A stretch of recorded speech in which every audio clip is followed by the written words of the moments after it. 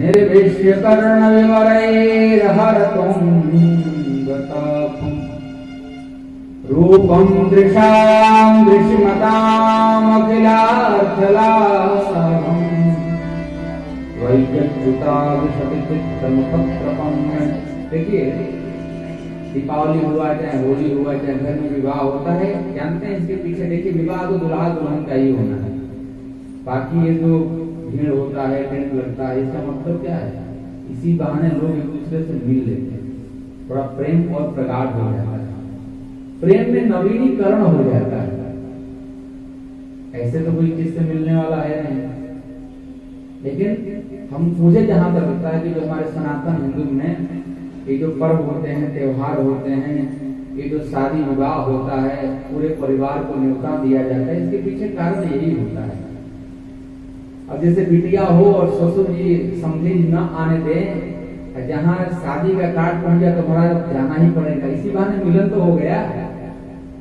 तो ये माध्यम बनता है, कथा कीर्तन भजन पूजन विवाह इत्यादि जितने होते हैं सब माध्यम बनते हैं एक दूसरे के प्रेम को प्रगाढ़ करने, एक दूसरे को थोड़ा सा और नवीनीकरण करने का। और मुझे लगता है कि जैसे अपने पुराने दिनों में खो जाने का भी एक बड़ा अच्छा प्रावधान है अपने से मिलने का। यहाँ तो ऐसी स्थिति हो गई है इस आधुनिक समाज में कि लोग घर में भी रहकर एक दूसरे से बहुत ज्यादा दूर हो गए। घर में साथ है फिर भी साथ नहीं, न साथ भोजन करते हैं न साथ बातचीत करते हैं, इतना मौन लोग हो गए हैं। तो कहा महाराज, यहाँ रुक्मणी भैया ने बड़ा सुंदर, कल चूंकि हम लोगों ने विवाह किया भगवान का, लेकिन इनका जो पत्र में लिखा था मैं पूरा नहीं बता रहा था, आप लोगों को बड़ा सुंदर भाव दिया है। कहा श्रुत्वा गुणान, मैंने आपके बारे में श्रवण किया है। किसके माध्यम से श्रवण किया है? कहा नारद जी के माध्यम से। भगवान को दर्शन करने का एक श्रेष्ठ कोई अंग हमारे शरीर में है तो कर्ण है। भले मान से देख न सके उनके शरीर को, विग्रह को देख सकते हैं, लेकिन सुनने से भी व्यक्ति एक कल्पना करता है। जैसे आप कोई पूछे कि व्यास जी आपके घर में जो आए थे वो कैसे थे, आप लोग ऐसे थे, वो ऐसे थे, ऐसा व्याख्या कर सकते हो। तो व्यक्ति इमेजिन करता है, वो लगता है ऐसे होंगे। तो कहा ये शास्त्रों और श्रुतियों ने, वेदों ने भगवान के रूप में बताया, तो इन्होंने सोचा ऐसे भगवान होंगे क्या। लेकिन भगवान कैसे हैं ये कोई नहीं जान पाया, भगवान का रूप कैसा है ये भी आज तक कोई नहीं जान पाया। पंडित जी, एक गांव में 10 अंधे रहते थे। तो वहां के मुखिया जी ने कहा कि तुम लोग को हाथी देखने की इच्छा है? तो अंधे बेचारे हाथी कैसे देखेंगे, मुश्किल हो जाएगा ना देखना। तो स्पर्श से भी व्यक्ति अनुभव करता है, शीतलता का स्पर्श, वायु का जो कैसा रूप है, क्या उसमें गर्म है कि ठंडी है, ये हम अपने त्वचा से स्पर्श करके जानते हैं। तो हाथी आ गया और हाथी को बांध दिया गया और 200 अंधों से कहा गया कि जाओ भैया हाथी को थोड़ा देख लो कैसा है। तो कोई अंधा जो है हाथी का पांव पकड़ लिया, कोई सूंड पकड़ लिया, कोई अंधा जाकर हाथी का कान पकड़ लिया, कोई अंधा जाकर के हाथी का दांत पकड़ लिया, कोई पेट पकड़ लिया, कोई पूंछ पकड़ लिया, और अपने मन में एक कल्पना करने लगे हाथी ऐसा है, हाथी ऐसा है। पूछा गया, एक एक से पूछा गया, जिसने पांव पकड़ा था कि हाथी कैसा है, तो बोला हाथी तो खंभे के समान है। तो जिसने दांत पकड़ा था बोला गया सब झूठ बोलते हैं, हाथी लोहे के समान है, जो कोई दांत पकड़ा। एक ने कहा इस सब के सब झूठ हैं, हाथी तो सूप के जैसा है जिसने कान पकड़ा। हाथी कैसा होता है बराबर। उस तीनों को देख करके चौथे ने कहा कि सब बेकार है, हाथी तो झाड़ू की तरह होता है जिसने पूंछ पकड़ा। एक ने कहा नहीं महाराज मुखिया जी सब झूठ बोल रहे हैं, हाथी पाइप के समान होता है जिसने हाथी के सूंड को पकड़ा। अब बताइए हाथी कैसा है? 200 ने कहा, जो 10 ने कहा वैसा हाथी है क्या? हाथी अलग रूप का है। उसी प्रकार भगवान का रूप भी अलग है, लेकिन जिस भक्त की जैसी भावना होती है वैसा ही भगवान का दर्शन प्राप्त होता है। गोस्वामी जी महाराज अपने मानस में कहते हैं, जाके रही भावना जैसी प्रभु मूरत दिखते, जाके रही भावना जैसी प्रभु मूरत दिखते,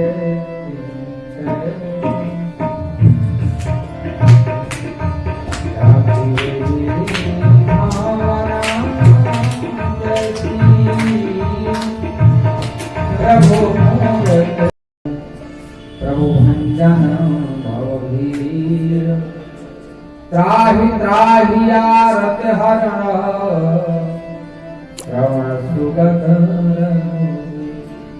श्रवण यानी सुनने पे जिसका सुयस बड़ा आनंदित लगे, ऐसा भगवान का रूप है, विग्रह है।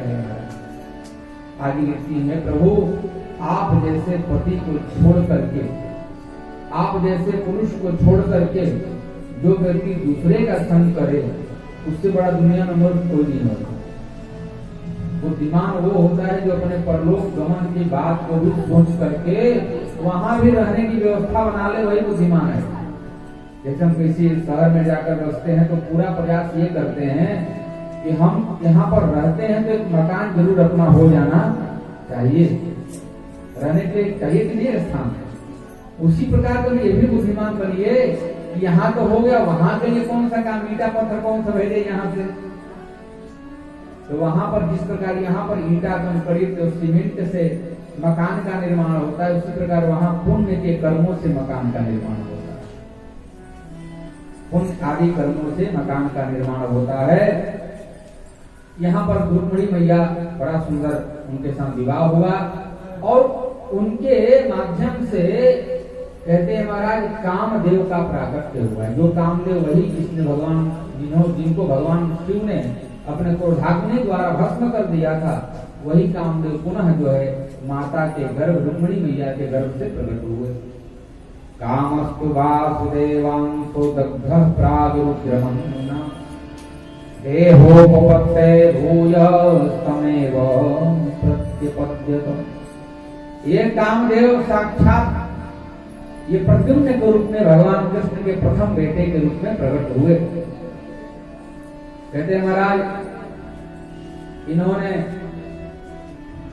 राक्षसों का उद्धार किया और उसके बाद जो है पुनः भगवान की प्रेरणा से अपनी पत्नी को लेकर के द्वारिकापुरी में ये प्रवेश किए। एक बार अब ये तो भगवान का पहला विवाह हो गया, उसके बाद भगवान की 8 पटरानियां हैं और 16,100 रानियां हैं और वेदों की ऋचाएं भी 16,108 की। देखिए भगवान जो करते हैं वो तो हम कभी कर नहीं सकते हैं। भगवान जो कर दें,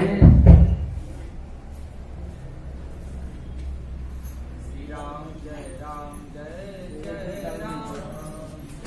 राम जय जय राम। सविता की पुत्री हूँ, सविता यानी भगवान सूर्य की पुत्री हूँ। मैं विष्णु को अपना पति चाहती हूँ, उनके सिवा मैं किसी से विवाह नहीं करूंगी। उनके साथ भगवान का विवाह हुआ। उसके बाद महाराज भगवान का विवाह जाम्बवती के साथ हुआ। कैसे हुआ? ये जाम्बवान जी की पुत्री है जाम्बवती, और उसके पहले सत्यभामा का चरित्र आता है, जिनके पिता प्रसेनजीत ने भगवान पर मिथ्या कलंक लगाया था। इन्होंने मेरे भाई की हत्या करके सूर्य द्वारा प्रदत्त मणि को हरण कर लिया। भगवान ने अपने मिथ्या कलंक को दूर करने के लिए जहाँ जम्बवान महाराज मणि को लेकर गुफा के अंदर थे, वहां भगवान ने प्रवेश किया। इस दिव्य पुरुष को देखकर जम्बवान जी महाराज ने भगवान के साथ 28 दिनों तक युद्ध किया। जब रामावतार में रावण का उद्धार हो गया, समस्त दैत्य राक्षस मारे गए, भगवान ने सबसे अपनी अपनी इच्छा पूछी कि आप लोगों ने बड़ा मेरा साथ दिया है, आप लोगों की क्या इच्छा है। तो जाम्बवान जी से सबसे पहले पूछा गया कि आप तो हमारे सलाहकार थे, वृद्ध थे, आपकी क्या इच्छा है। इन्होंने कहा कि महाराज हमको तो लड़ने की इच्छा हो रही है। तो राम जी ने पूछा, कहा कि कहे होते तो रावण से लड़ा दिए होते। अभी इच्छा कर रहे हैं, जब सब मामला खत्म हो गया बोले अरे महाराज बकबकवा था, उसमें क्या दम था, ज्यादा बोलने वाले ज्यादा बलवान नहीं होते हैं। जो व्यक्ति ज्यादा बकबक करता है वो ज्यादा बलवान थोड़ी ना होता है। बलवान व्यक्ति, बुद्धिमान व्यक्ति मौन रहता है, चुप रहता है। वो क्या है, दुश्मन बिना मतलब का बोलता रहता है, तो एक थप्पड़ मारते तो मर जाता है महाराज, लेकिन आपका नाम खराब हो जाता है, हम मार देते तो आपका नाम, आपका प्रतिष्ठा बचा रहे, इसलिए हमने रावण को नहीं मारा। तो कहा तब किससे लड़ने की इच्छा है आपका। बोले महाराज लड़ने की इच्छा तो आपे से हो रही, दो हाथ आप ही से हो जाता है। राम जी ने कहा बड़ा गड़बड़ बात है भाई। कहा महाराज अब आपकी लड़ने की इच्छा है तो आपने कह दिया तो पूर्ण जरूर हम करेंगे, लेकिन इस समय नहीं करेंगे, जो मर्यादा पुरुषोत्तम है, वृद्ध हैं। कृष्णावतार जब होगा तो आपकी मनोकामना हम जरूर पूर्ण करेंगे। ये जाम्बवान जी महाराज साक्षात ब्रह्मा के अवतार हैं, पाठक परम बुद्धिमान है। हनुमान जी महाराज को भी बल का याद दिलाने का श्रेय जाम्बवान महाराज जी को ही जाता है। ये तो भूल गए थे। सुंदरकांड का पाठ कभी करते होंगे आप, इसी से शुरुआत ही होता है। पवन तनय बल पवन समाना,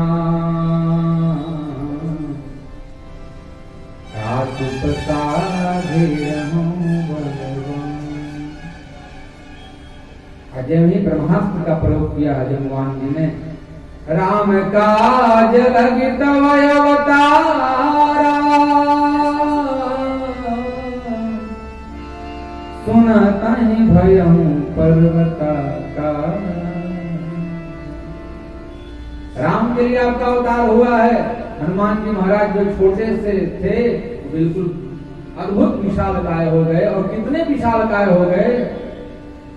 दीन यमो घर भूपति के पान,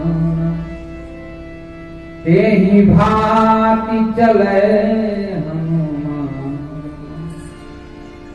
जिस प्रकार राम जी का बाण अमोघ है, यदि राम का बाण सर्कस से बाहर निकला तो उससे किसी का उद्धार होना ही होना है। उसी प्रकार हमारे पवन सुत हनुमान जी महाराज, और हनुमान जी की कृपा से ही 25 तारीख से राम कथा हमारी संकट मोचन में प्रारंभ हो रही है। विश्राम करने का समय नहीं है पाठक, यहाँ से निकलना है तो संकट मोचन दरबार में ही जाना है। हनुमान जी की बड़ी कृपा है, और हम लोग तो ये मानते हैं कि हनुमान जी के दरबार में राम कथा किसी कथावाचक को सुनाने को मिल जाए, उससे बड़ा सौभाग्य दुनिया में कुछ नहीं। क्योंकि वहाँ के अन्य कथाओं के जजमान तो शारीरिक और मनुष्य होते हैं, वहाँ के जजमान साक्षात संकट मोचन हनुमान जी महाराज। तो प्रातः काल यहाँ से पहुंचना है, गौरी केदार बाबा का दर्शन करने जाना है, और पुनः हनुमान जी की सेवा में लग जाना। महाराज जी कहते हैं इन्होंने 28-27 दिनों तक युद्ध हुआ, और 28वें दिन फैसला हुआ। ये मेरा अपना विचार है कि युद्ध 27 दिन तक ही क्यों चला। तो 7 और 2 को जोड़ेंगे तो 9 होता है, और 9वीं को भगवान राघवेंद्र प्रकार का प्राकट्य हुआ। उसी दिन जो है इनको आभास हुआ कि ये कोई एरुगरु नहीं है, हमारे राजा राम ही है। इन्होंने अपनी बिटिया का विवाह जो है भगवान से कर दिया, जाम्बवती का विवाह। ये मणि लेकर जब घर आए तो सत्यप्रसेन जी ने कहा कि हमने भगवान पर मिथ्या कलंक लगाया था, तो हम जो है अपनी बिटिया का विवाह ही भगवान से कर देंगे। तो भगवान की 3 पटरानियां हो गई महाराज, 4 हो गई ना, रुक्मणी, कालिंदी, सत्यभामा और जाम्बवती। अगला और आता है वर्णन। भैष्णी जाम्बवती भामा सत्या भद्रा च लक्ष्मणा कालिंदी मित्रवृंदा चित्तष्टौ पट्टमः स्त्रियः। भगवान की 8 पटरानियों का नाम सुन लें आप। रुक्मिणी मैया, जाम्बवती मैया, सत्यभामा जी, कालिंदी मैया, मित्रवृंदा, नागरजीती, भद्रा और लक्ष्मणा, ये भगवान की 8 पटरानियां हुई। और चलते हैं भगवान का 16,108 में विवाह करवाते हैं। भौमासुर नाम का एक राक्षस जिसने अपने कारागार में 16,100 कन्याओं को बंद किया था, उसने इंद्र का छत्र और माता अदिति का कुंडल भी हरण कर लिया था। इंद्र के अनुरोध पर भगवान वहां पर गए और लिखा गया है भगवान ने उसका उद्धार भी किया। सकुंडलम चारु किरीट भूषणम बहो प्रथित्याम पतितम समुज्ज्वलम् हाहे दिशाभ्यत्रिशयः सुरेश्वरा माल्यैर्मुकुन्दं विकिरन् तैर्। कहते भगवान ने जब उसका उद्धार किया, हाहाकार मच गया महाराज। लिखा गया है जब उसका उद्धार हुआ तो एक साथ जब 16,100 जो कन्याएं हैं जब जेल से बाहर निकली तो सभी ने मन ही मन भगवान को पति रूप में वर्ण कर लिया। क्यों किया? इसके पीछे 2 कारण है। पहला कारण तो यह है कि भगवान जैसा पति मिलेगा किसको, और दूसरा कारण यह है कि हम राक्षस के घर से आए जब जाएंगे तो हमको स्वीकार कौन करेगा? दोबारा कोई स्वीकार करने वाला तो है नहीं। तो ऐसे अधम को भी स्वीकार करने वाले जो अधमाधिपति भगवान कृष्ण ही है, इसलिए लोग उनके पास चली गई। भगवान को जब स्त्रियों ने देखा मंत्र मुग्ध हो गई महाराज। तम प्रविष्टम स्त्रियो वीक्षण रवीरं विमोहिता मनसा वप्रिरेभिष्टं पतिं दैवोपसादितम्। और सबको भगवान द्वारिकाधीश ने द्वारिकापुरी में ला करके एक साथ सबके साथ एक मुहूर्त में विवाह किया हमारे। अब कल्पना करिए जितने पति जितनी स्त्रियां उतने पति रूप में भगवान हो गए, है ना? तो अब ये तो काम भगवान ही कर सकते हैं। यहाँ तो एक संभालने में सर का बाल उड़ जाता है महाराज। एक संभालने में लगता है कि अब कहाँ से भोजन की व्यवस्था करें, कहाँ से धन की व्यवस्था करें कि उनके मनोकामना डिमांड को पूरा कर सकें। यहाँ 16,108 है, उनका भगवान क्या करते होंगे भाई? वो भगवान ही कर सकते हैं। ये भगवान के सिवा दूसरा कभी नहीं कर सकता महाराज, कोई नहीं कर सकता। भगवान ने सबके साथ विवाह किया और भगवान की लीला को देखने के लिए एक बार भगवान ने अपनी भार्या रुक्मिणी से थोड़ा मनोविनोद कर लिया। अरे रुक्मिणी, तुम्हारा प्रेमी तो शिशुपाल था, उसी से विवाह कर ली होते, हम जैसे गवारे से क्यों विवाह किया? हम तो गौ चराने वाले हैं, चोर हैं, माखन चुराते रहते हैं, हमारा क्या भरोसा? अब देखो डर के मारे समुद्र में द्वारिकापुरी का निर्माण करते रह रहा है, इतना डरपोक हम हैं। जब ही इन्होंने सुना रुक्मिणी जी ने कि भगवान हमारे बारे में ऐसा कह रहे हैं, बेहोश हो गई। भगवान ने वहां चंद्रभुज रूप में रुक्मिणी जी को संभाला और संभालने के बाद बड़े उनको प्रेम से उनके माथे पर हाथ फेरते हुए कहा, गृहस्थ में रहने वाले व्यक्ति का परम यही तो लाभ है कि पति पत्नी आपस में प्रेम सद्भाव से रह करके उस गृहस्थ रूपी धर्म का पूर्णतया निर्वाह करते हैं। अयं हि परमो लाभो गृहेषु गृहमेधिना यन्नर्मैर्नियते यामः प्रियया भीरुभामिनी। रुक्मिणी मैया कहती है, आपने सही कहा प्रभु, आप वास्तव में सबसे डर कर भागते हैं, लेकिन ये भी हम जानते हैं कि आप क्यों भागते हैं, क्योंकि आप अपने भक्तों के हृदय में जाने के लिए भागते हैं। बुद्धिमान व्यक्ति वही होता है जो अनेक प्रतिकूल परिस्थितियों को भी अपने अनुकूल बना ले। जो भगवान ने यहाँ पर मनोविनोद में व्यंग किया था, सबको रुक्मिणी मैया बड़ा सहज तरीके से उसका उत्तर दे रही हैं। कहा, प्रभु आप कहते हैं हम अकिंचन हैं और आपके भक्त लोग भी अकिंचन होते हैं। क्यों? क्योंकि जिसका आपके सिवा कोई किंचन न हो उसी का नाम तो अकिंचन है। इस प्रकार से बड़े भाव से उनका नाम करती हैं और कहती है प्रभु मुझे इस संसार में आपके सिवा कोई भी आसरा नहीं है। आसरा आसरा आसरा जहाँ रहे ना रहे, आसरा से जहाँ का रहे ना रहे। क्या स्थिति है, घर में है कि घर के बाहर हो गए हैं बेचारे, इतनी पत्नियां हैं कैसे संभालते होंगे, सोच कर बेचारे। नारद जी द्वारिका पुरी में है, लिखा है नरकं निहतं श्रुत्वा तथोद्वाहं तयोस्ताम् कृष्णेनैकेन बहवीनां तद्वृक्षुः स्म नारदः। नारद जी ने सोचा क्या स्थिति होगी बेचारे की, इतनी पत्नियों कैसे संभालते होंगे बेचारे अकेले। देख कर आते हैं और देखेंगे और आनंद लेंगे। नारद जी गए,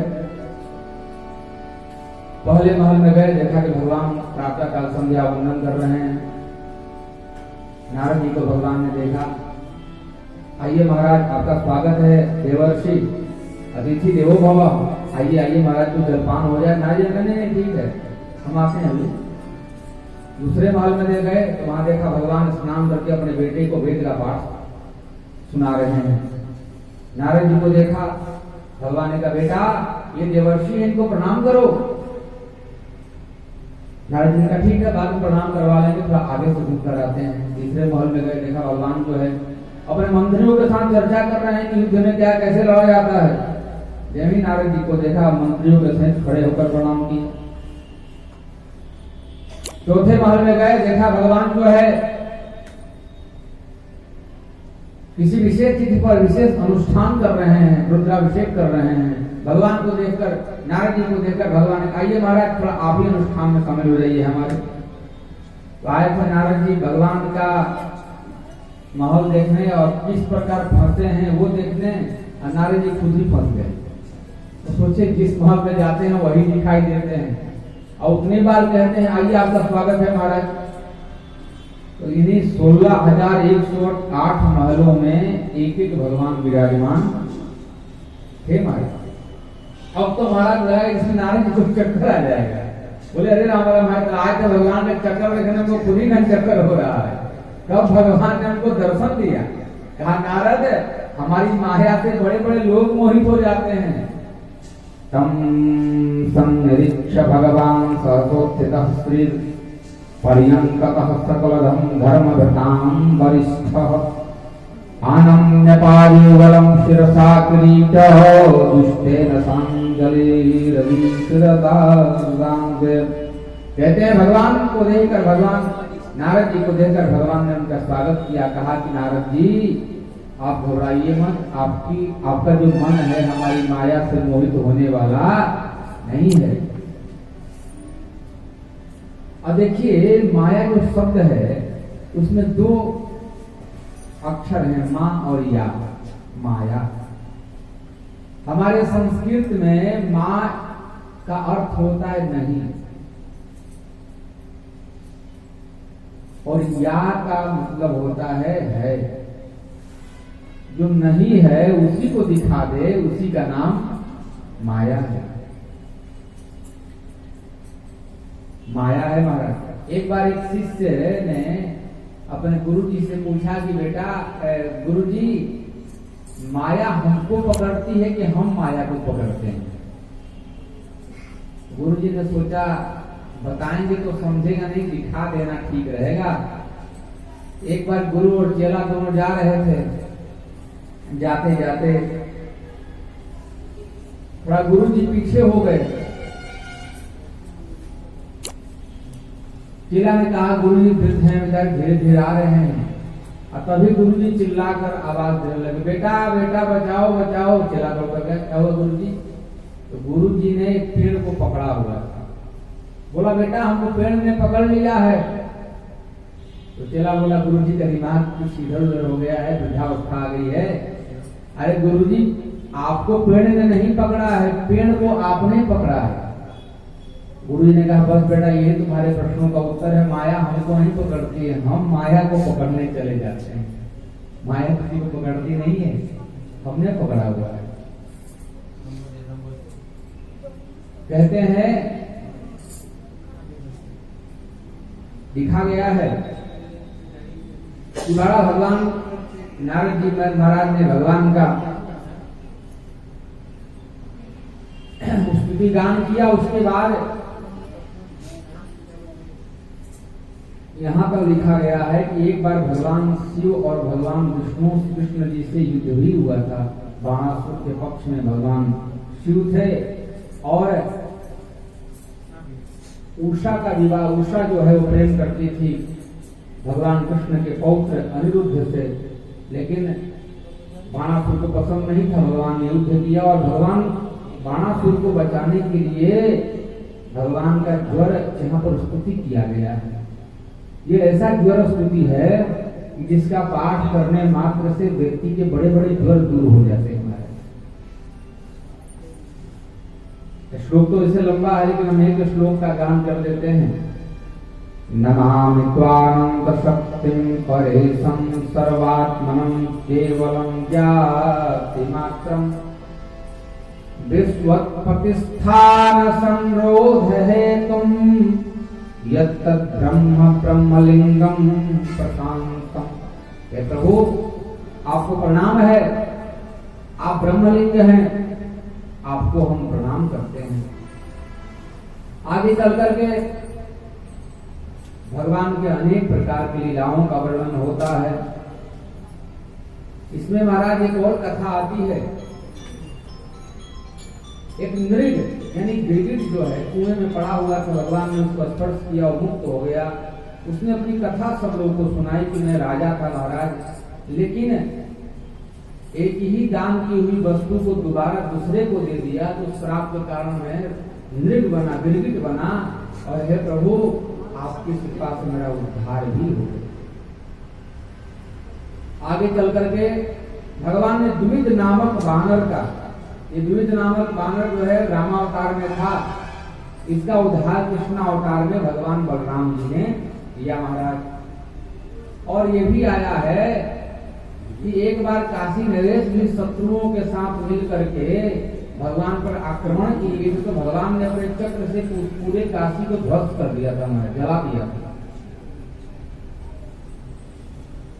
आगे चल करके जब कथा आगे बढ़ती है तो बड़ा सुंदर जो है भगवान के परम सखा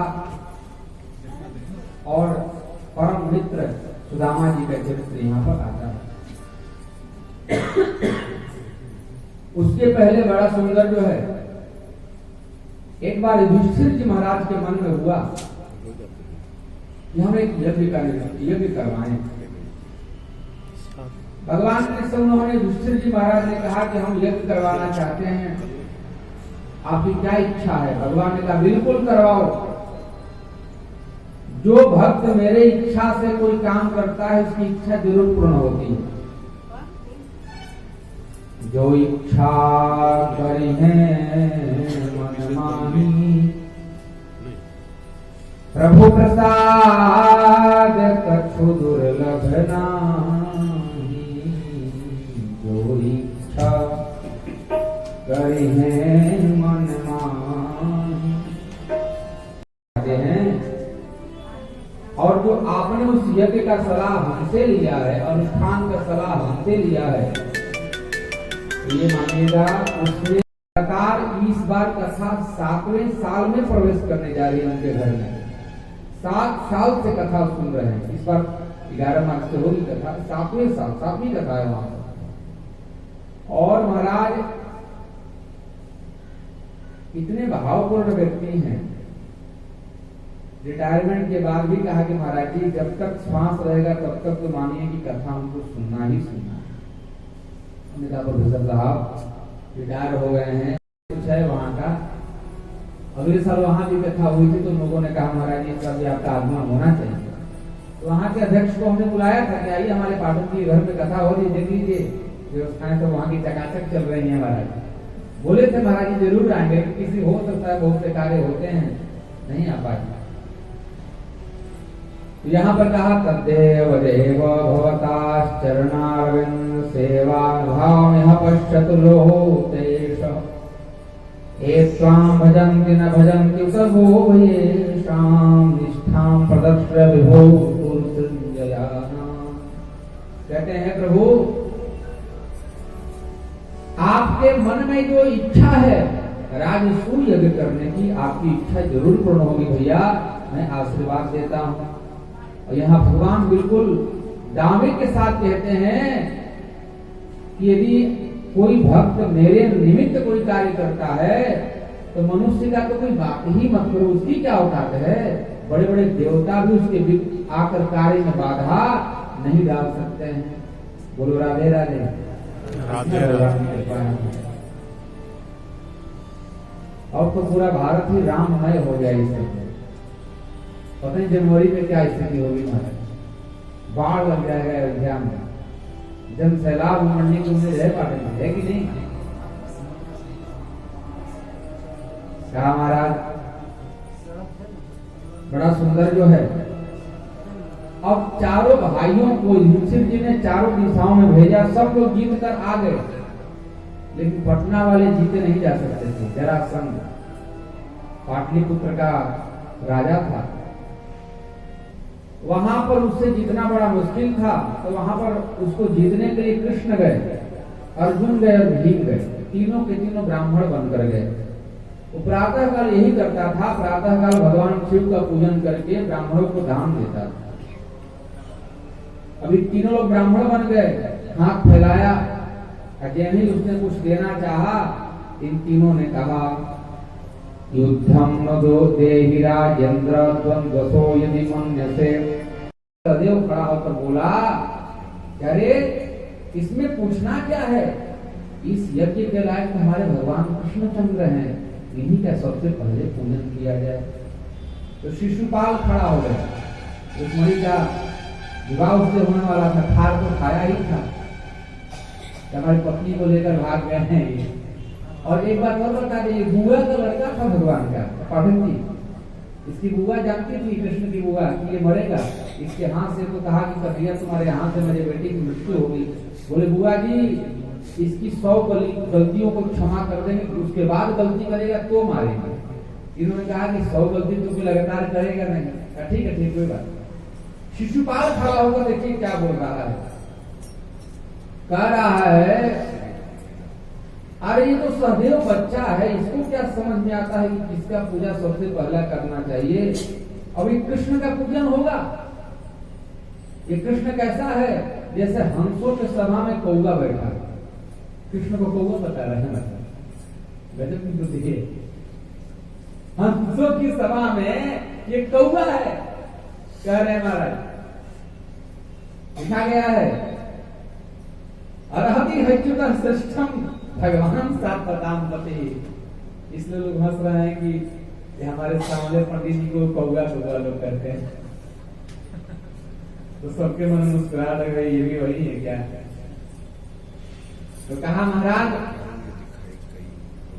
अरहति हच्युतः श्रेष्ठम भगवान साथ पताम पति ऐश्वरी देवता सर्वा देव काल धनालयः।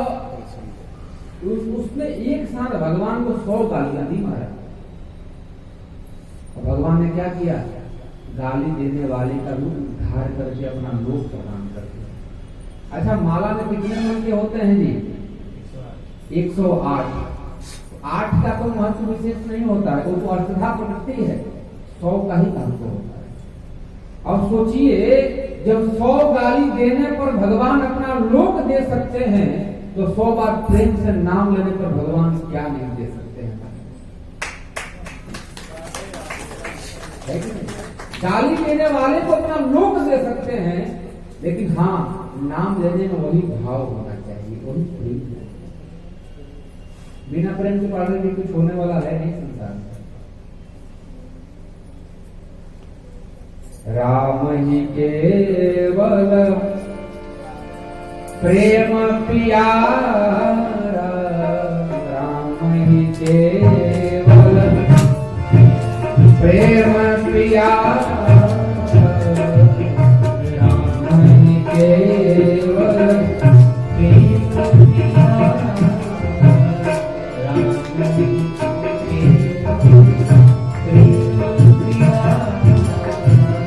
जान सके जो जान निहार, जान सके जो जान निहार, जान सके जो जान निहार,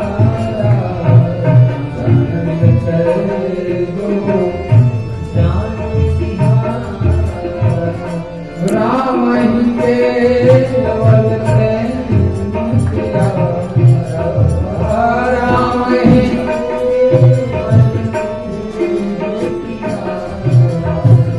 जान सके जो जान निहार, जान सके जो जान निहार। अब भगवान ने उसका उद्धार किया। कहते हैं महाराज आगे चलकर के ये हुआ,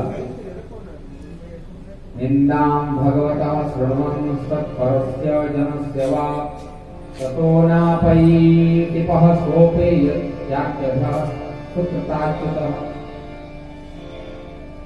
अब हुआ कि भैया इस यज्ञ में सबको अपना अपना काम दे दिया गया। हम कोई काम करवाते हैं, चाहे दिया विवाह अभी करते हैं तो काम सबका बांट देते हुए, तुम्हारा काम ये है, तुम्हारा काम ये है। तो जानते हैं दुर्योधन को कौन सा काम दिया गया?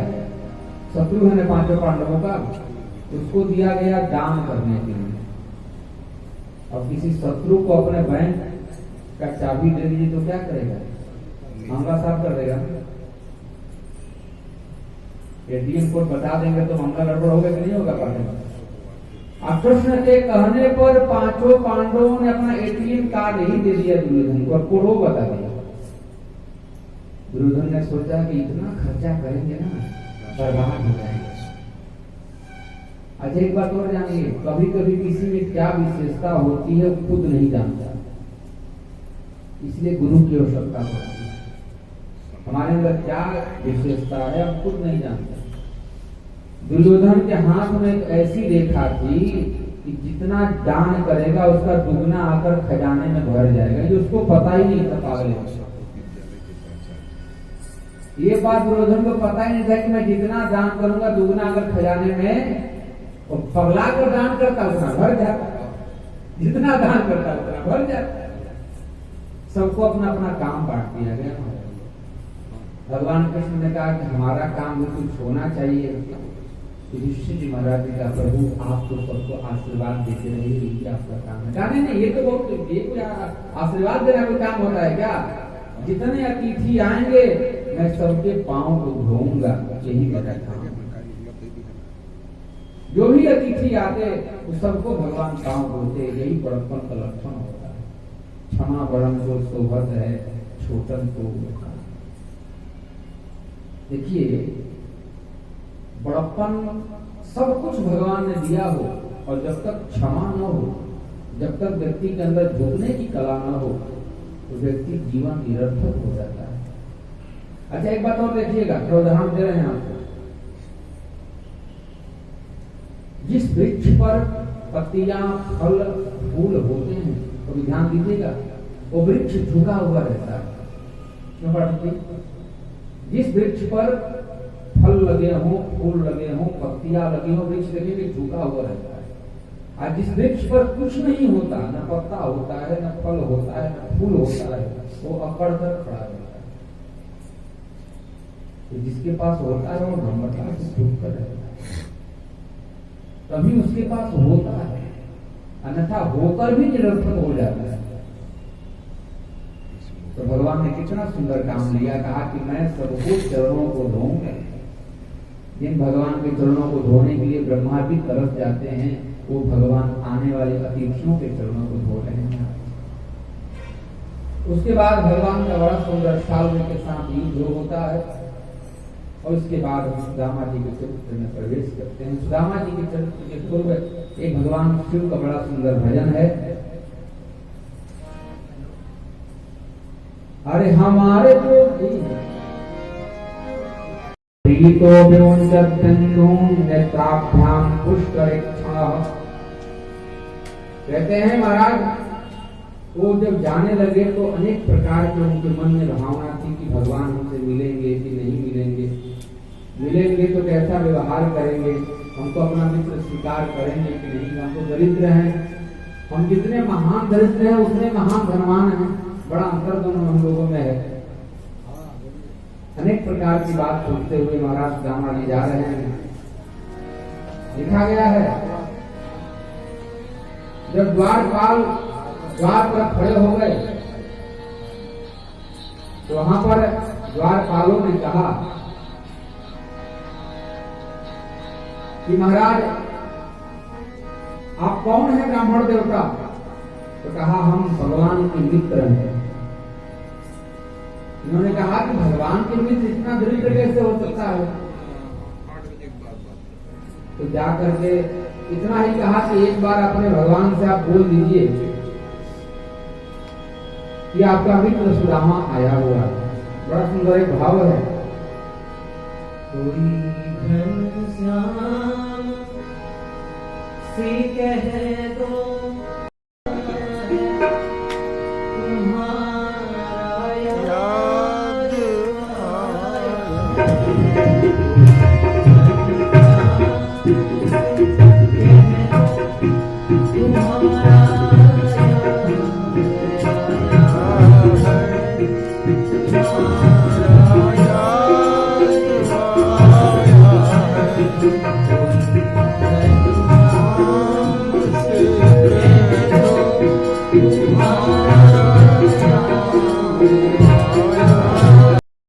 सुदामा जी का संदेश लेकर भगवान के पास, तो देखिए कैसे सुदामा जी की व्याख्या करता है।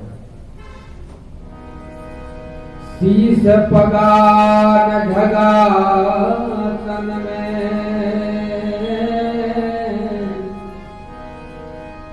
प्रभु ज्ञान को आही बसे कहीं ग्राम, धोती फटी ओलटी दपटी और पाय उपान की नहीं सामा, द्वार खड़ी तुझे दुर्बल देखी रहियो किशो वसुधाया पूछत दीन दयाल को धाम, बतावत आपन नाम सुदामा। जब भी भगवान ने सुदामा नाम सुना तो कहा जैसे हमारा मित्र आया है वैसे हम भी मिलने के लिए जाएंगे। सुदामा जी के चरणों में पनही नहीं है तो हम भी बिना पनही के जाएंगे। जब भगवान दौड़ने लगे उनकी पीताम्बर जो है महाराज द्वारिकापुर के महलों में गिर गई। राजभट ने राज अंगरक्षकों ने भगवान से कहा प्रभु आपका जो ये दुपट्टा गिर रहा है। भगवान ने कहा जब मेरे मित्र के देह पर दुपट्टा नहीं तो हम दुपट्टा बन करके हो जाए। जो स्थिति सुदामा जी की थी वैसा भगवान गए, उनसे मिले, गले लगाया और उनको ला करके अपने आसन पर बैठाया। रुक्मिणी कहती है ये भिखमंगे, इस भिखमंगे ने कौन सा ऐसा तप किया कि आज भगवान के आसन पर बैठ रहा है। जिस आसन के डेवढ़ी को, जिस आसन पर जहां भगवान अपना पैर रखते हैं उस आसन के पैर पर ब्रह्मा भी आकर अपने मुकुट से उसकी सफाई करते हैं। आज भगवान के आसन पर बैठने वाला ये ब्राह्मण कौन सा तपस्या किया होगा। भगवान ने जब देखा सुदामा जी के दरिद्रता को तो भगवान तो करुणा के सागर हैं और द्रवित हो गए। और हमने आपसे कहा था भगवान हमारे वैद्य भी हैं, डॉक्टर भी भगवान है, जिनका अवतार धन्वंतरी के रूप में हुआ था।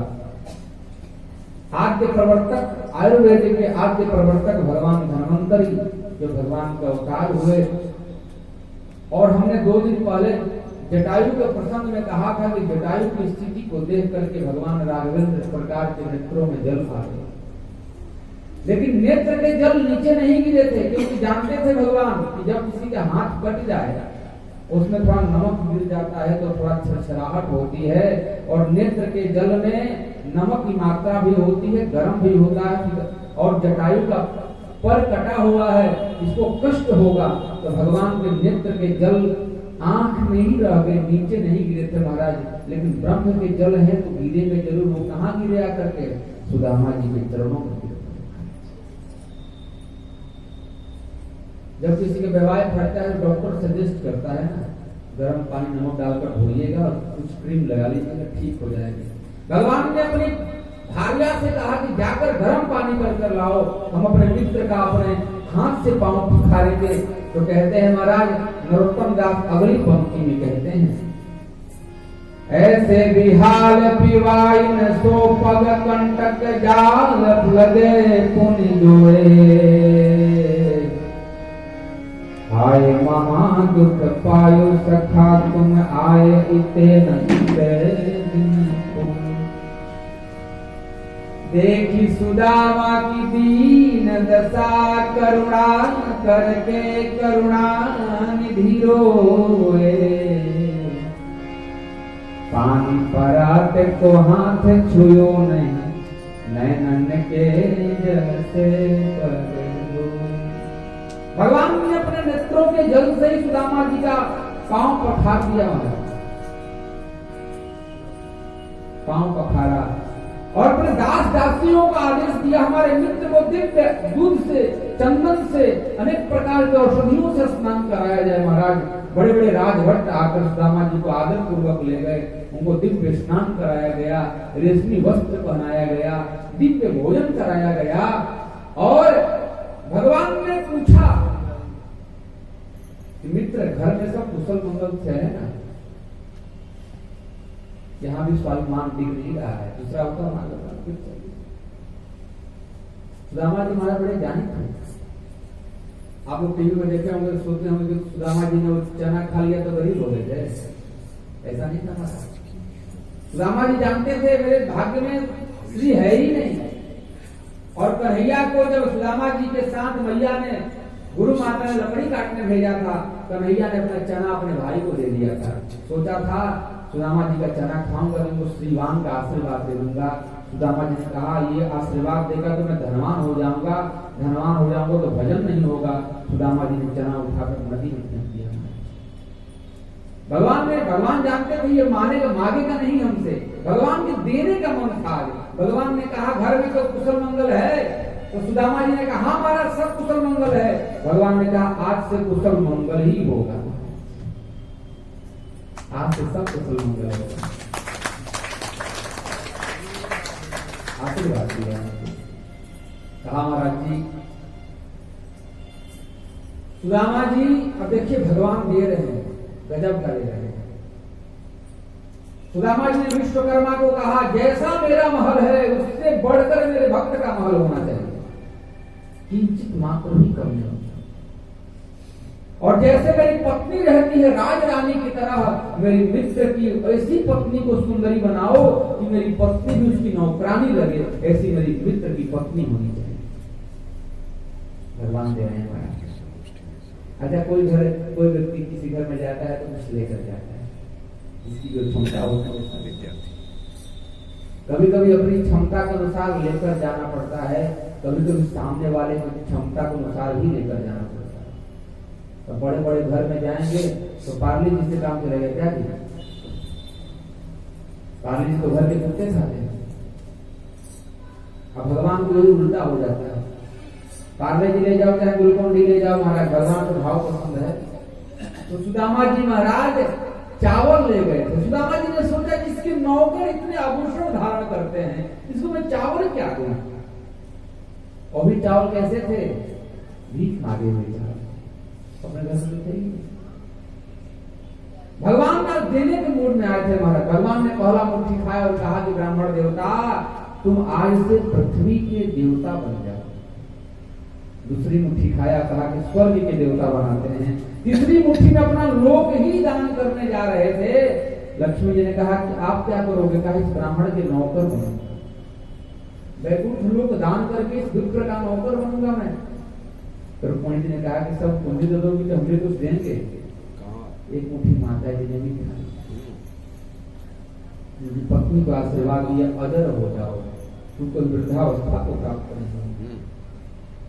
और कभी आप द्वारिकापुरी में जाइएगा घूमने के लिए, ठाकुर जी जो गुजरात में द्वारिकाधीश हैं, वहीं पर भेंट द्वारिका है, थोड़ा समुद्र में जाने पर पड़ता है। वहां सुदामा जी का आज भी लोग जाते हैं उस मंदिर में तो चावल दान करते हैं। आज भी जाएंगे वहां पर आपको चावल एक मुट्ठी दान कर दिया जाता है भेंट द्वारिका में। जी भेंट द्वारिका जी, तो भेंट द्वारिका कोई उसको सब उसी को पहला द्वारिका माना गया।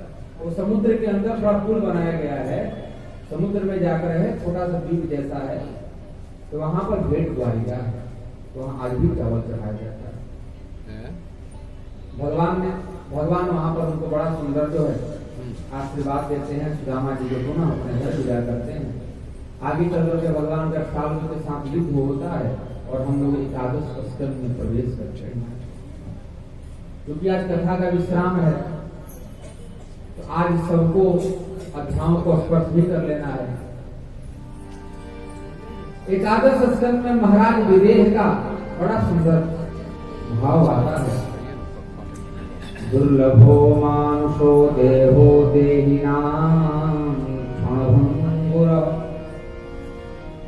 तत्रापि दुर्लभं मन्ये वैकुंठ प्रियदर्शनम्।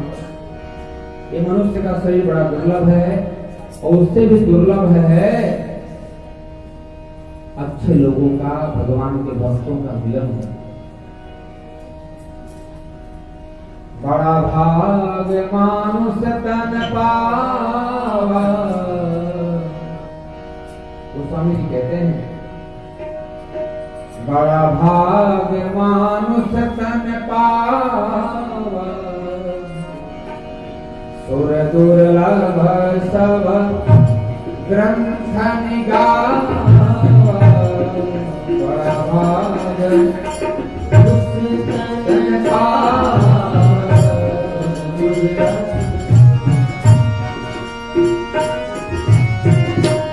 बड़ा भाग्य मानुष तन पावा, बड़ा भाग्य मानुष तन पावा,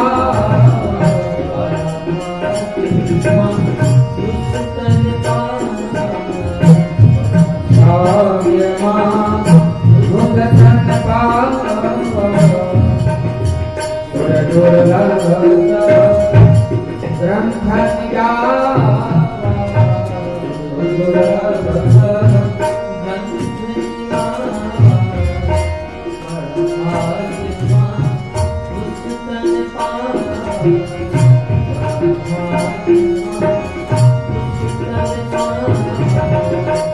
यही विधि हो नाथ हित मोरा, यही विधि हो करहु सुबेग। ध्यान करने योग्य कोई है तो भगवान का चरण ही है। क्या कैसा चरण है? कहा परिभवग्नम, जो भी संसार में दुख आए, दरिद्रता आए, किसी प्रकार का कष्ट आए, उन कष्टों को दूर करने का कोई टैबलेट है तो भगवान का चरण ही है। अविष्ट तो हम जो चाहिए वो मांगिए, आपको दे भी देगा। और तीर्थास्पदम, गंगा जी के जल में सबको तारने की क्षमता कब आई? जब गंगा जी के जल, ब्रह्मा जी ने अपने कमंडल के जल से भगवान के श्री चरणों को धोया था, तब जाकर गंगा जी में तरण तारण की क्षमता आई थी। तो कहे कैसा तीर्थास्पदम, और कैसा चरण है? कहा ब्रह्मा और विष्णु, ब्रह्मा और रुद्र भी जिन चरणों का ध्यान करते हैं, कैसा चरण। भृत्यार्थ, हम अपने भक्तों के अनेक प्रकार के कष्टों को दूर करने वाला है। प्रणतपाल, अनेक प्रकार के शरण में आए हुए जीवों का रक्षा करने वाला है। और भवाब्धिपोतम, इस संसार सागर रूपी संसार सागर को पार करने के लिए नौका के समान है। भवाब्धिपोतम, ऐसे में भगवान के चरणों का ध्यान करता हूं। कहा महाराज आगे चल करके लिखा गया है न यतः परमो लाभो देहिनां भ्राम्यताम् इह यतो विन्देत परमां शांतिं नश्यति संश्रुतिः। कहा इससे बड़ा लाभ और कुछ नहीं है जीवन में कि भगवान के श्री चरणों का ध्यान किया जाए। आगे चलकर के महाराज यदु का एक बड़ा सुंदर यति के साथ संवाद हुआ है, जिनको दत्तात्रेय के नाम से जाना जाता है। ये दत्तात्रेय अत्रि के पुत्र हैं, माता अनुसुईया के पुत्र हैं, जिनके गोद में ब्रह्मा विष्णु महेश भी बालक बनकर खेले थे। ऐसी माता अनुसुईया। ब्रह्मा विष्णु महेश तीनों के रूप हैं ये दत्तात्रेय। इन्होंने 24 गुरुओं का वर्णन किया है। इन्होंने पाठक जी 24 गुरु बनाए, इनका नाम दिया है। हम उसका नाम स्मरण कर लेते हैं। क्या कौन कौन 24 गुरु हैं इनके? कहा पृथ्वी वायु आकाशम आपो अग्निश्चंद्रमा रवि कपोतो अजगरः सिंधो पतंगो मधुकृत्यजः मध्वः हरिणो मीनः पिंगला कुरुर्भगः कुमारी शरकृत सर्प उर्णनाभि सुप्रेषकृत। पृथ्वी वायु आकाश, आप माने जल, अग्नि, चंद्रमा और रवि, कपोत, अजगर, सिंधु, ये सब इनके मिलाकर 24 गुरुओं का नाम यहाँ पर आया है। कहा पृथ्वी से क्या सीखा इन्होंने? कहा पृथ्वी से सीखा था कि व्यक्ति को शांत रहना चाहिए। वायु से सीखा कि चाहे गंदा जगह हो चाहे बढ़िया जगह हो, वहां रुकना नहीं चाहिए, वहां से बहते रहना चाहिए। आकाश से सीखा कि सदा सर्वदा व्यक्ति को शांत रहना चाहिए। जल से सीखा कि निर्मल रहना चाहिए। अग्नि से सीखा कि निरंतर जो है दैदीप्यमान रहना चाहिए। और चंद्रमा से सीखा कि शीतल बनकर रहना चाहिए। रवि यानी सूर्य से सीखा कि चाहे संसार इधर से उधर हो जाए, अपने नियमों का कभी परित्याग नहीं करना। रवि चाहे ठंडी हो गर्मी हो बरसात, अपने समय से बाहर निकल ही आते हैं। कपोत यानी कबूतर से सीखा कि अपने परिवार से भी ज्यादा प्रेम नहीं करना चाहिए। थोड़ी सी ज्ञान की बात है। देखिए उच्च कोटि की बात है तो कुछ लोग की बुद्धि ही समझ रहा है। ऐसा क्यों कहा?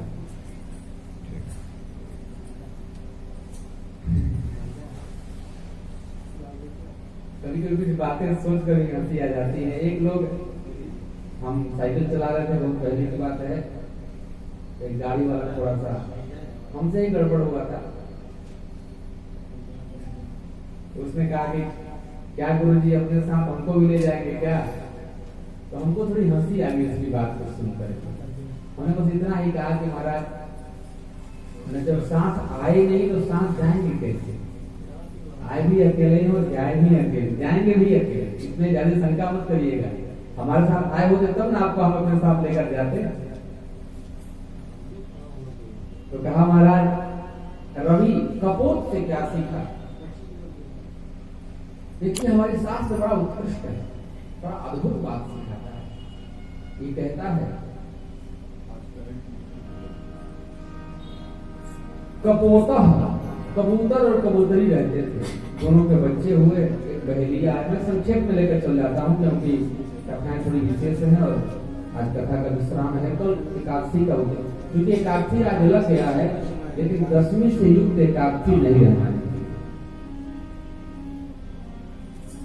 ऐसे वहां दो चीज दिया है, स्मार्ता नाम वैष्णवा नाम। तो क्योंकि माता जी काशी वासी हैं तो वैष्णव ही होंगी।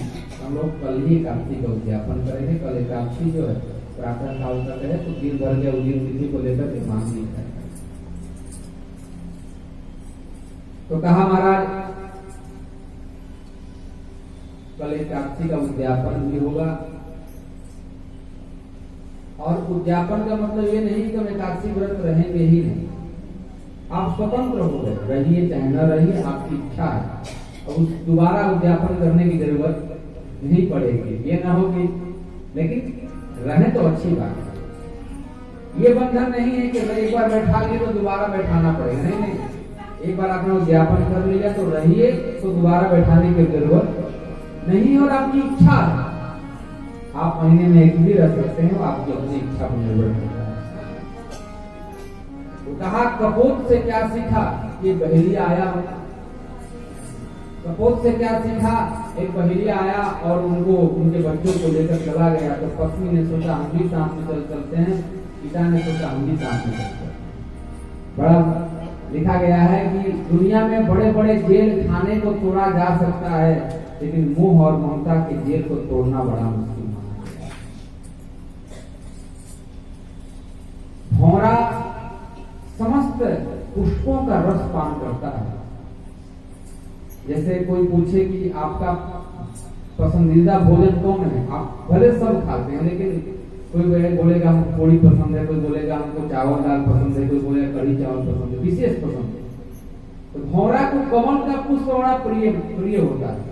एक बार एक भौरा रात्रि के समय, तो शाम का समय था, एक आपने ध्यान दिया होगा कि रात्रि के समय कमल अपने आप बंद हो जाता है, तो प्रातः काल खिल जाता है। शाम के समय बैठा था, रस पान करना था, कमल जो है अपने आप बंद हो गया। अच्छा, भौरे में एक विशेषता है, वो चाहे तो बड़े बड़े लकड़ियों को भी फाड़ सकता है, लेकिन वो कमल से इतना प्रेम करता है, सोचता है कमल को छेद देंगे तो हमारा प्रिय फूल फट जाएगा।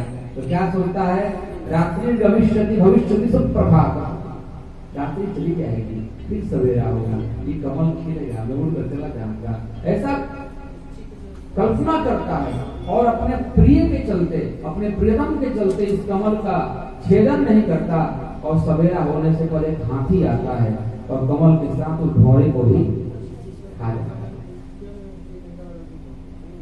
तो कहा मोह और ममता की रज्जू काटना बड़ा मुश्किल है, बहुत मुश्किल है, लेकिन नामुमकिन नहीं है। माया मेटाम करंती थे गीता, जो व्यक्ति मेरा ध्यान करता है वो मेरी माया को भी कर जाता है ना। अजगर से क्या सीखा, देखिए एक मलुक दास ने बड़ा सुंदर एक चौपाई लिखा है, जिसको बहुत लोग सोचते हैं कि हमारी भारतीय संस्कृति उदासीन बनाती है, अकर्मण्य बनाती है। अजगर करे न चाकरी, पक्षी करे न काम, दास मलुका कह गए सबके दाता राम। अब उनकी चौपाइयों को सोच कर आप घर में बैठे रहिए, भगवान भोजन पहुंचा दिए तो मुश्किल ही है। यहाँ भगवान के कहने का अभिप्राय ये है, आप कभी ये मन में अहंकार मत करना कि आप ही घर के, चाहे परिवार के, चाहे समाज के दाता हैं। सबका अपना अपना भाग्य और सब लोग अपने अपने भाग्य से भोजन कर रहे हैं। सिंधु सागर से क्या सीखा, कहा व्यक्ति को अपनी गरिमा में रहना चाहिए। कितना भी पानी बरस जाए, आपने सुना होगा गंगा जी का पानी बढ़ गया, यमुना जी का पानी बढ़ गया, तो आपने सुना है कि सागर का पानी बढ़ गया। कितना भी बाढ़ आ जाए, तो आपने सुना है कि सागर का पानी, समुद्र का पानी बढ़ गया। और कितना भी गर्मी हो जाए, तो आपने सुना है कि समुद्र का पानी घट गया।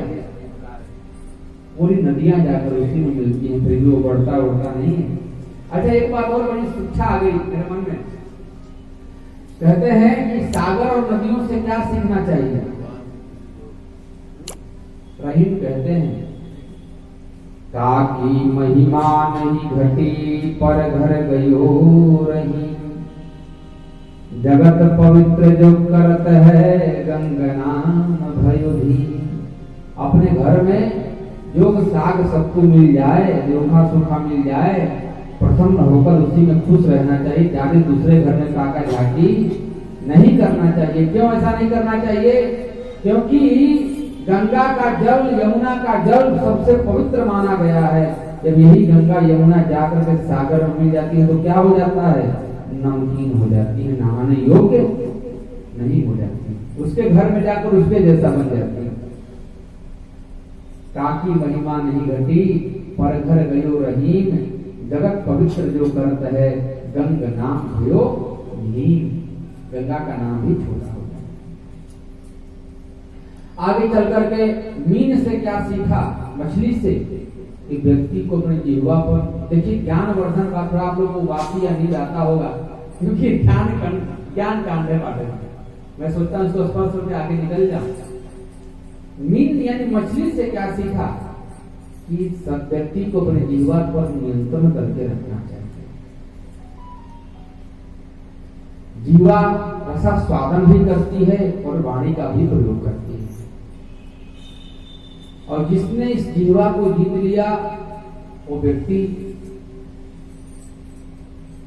को विश्व विजयी भी माना गया है। आगे आया है कुमारी, एक कन्या को भी, छोटी सी कन्या को गुरु बनाया। तो उससे क्या सीखा? एक बार एक कन्या को देखने वाले कुछ अगुआ, जो विवाह कराने वाले अगुआ होते हैं पाठक जी, तो कराने वाले आए थे सर। कन्या के घर में कोई था नहीं, चावल भी नहीं था, ऐसा सिस्टम ही नहीं था कि वो कूट सके। खलबट्टे से चावल कूटने लगी, बड़ा सा जो खल होता था ना पहले, कूटने लगी, तो उसके हाथ की चूड़ियां जो है वो बजने लगी। उसने सोचा चूड़ियां बजेंगी तो लोग कहेंगे घर में खाने को नहीं है, कूट रही है, ये अपना इंसल्ट हो जाएगा, अपमान हो जाएगा। उसने एक एक चूड़ियों को निकालना शुरू कर दिया। जब हाथ में एक एक चूड़ियां बची तो चूड़ियों में आवाज निकलना बंद हो गया। इससे शिक्षा ये लिया कि व्यक्ति को भजन और पूजन एकांत में करना चाहिए। 10 लोग रहेंगे तो दिखाएंगे कपूर की आरती माता जी को, और अपने बगल वाले से पूछेंगे का हो कहीं तोरे घर का बनल हो, पकौड़ी की कचौड़ी। तो आए हैं पूजा करने भगवान का, पूछ रहे हैं पकौड़ी बनूंगा कि कचौड़ी बनूंगा। ऐसा भजन किस काम का? अच्छा, अक्सर देखे हैं 2-4 वृद्ध माताएं मिलते हैं आपस में, अब भगवान को कपूर दिखाएंगे, अगरबत्ती दिखाएंगे और कहेंगे क्या हो तारे घर में पतोहिया कैसन दिया। अब लीजिए, आरती होता भगवान का नाम लिया था पतो, क्या मतलब है? इसका मतलब ये होता है कि जितने समय हम भगवान के पास रहें उतना भगवान का ही चर्चा है। ये कब होगा? जब एकांत में बैठेंगे तब होगा। तो शिक्षा लिया, उसके बाद पूर्ण नाभि सुपेश कृत, और एक पिंगला को भी अपना वेश्या बनाया है। वेश्या को उन्होंने गुरु बनाया। वेश्या से क्या शिक्षा ली? बड़ा अद्भुत शिक्षा है पिंगला नाम की वेश्या। ये बड़ा सुंदर अपने को सजा करके घर के दरवाजे पर बैठे थी। कोई व्यक्ति आएगा, इसका हम भोग करेंगे, हमको कुछ पैसा दे देगा। दिन भर बेचारी बैठी रही, कोई आया नहीं। तो बार बार अंदर जाती अपने शीशा में देखती कि सुंदरता में कमी है क्या, कोई आ नहीं रहा है। शाम हो गया, उसका मन निराश हो गया। तब उसने कहा कि संसार में सबसे बड़ा दुख होता है किसी से आशा करना।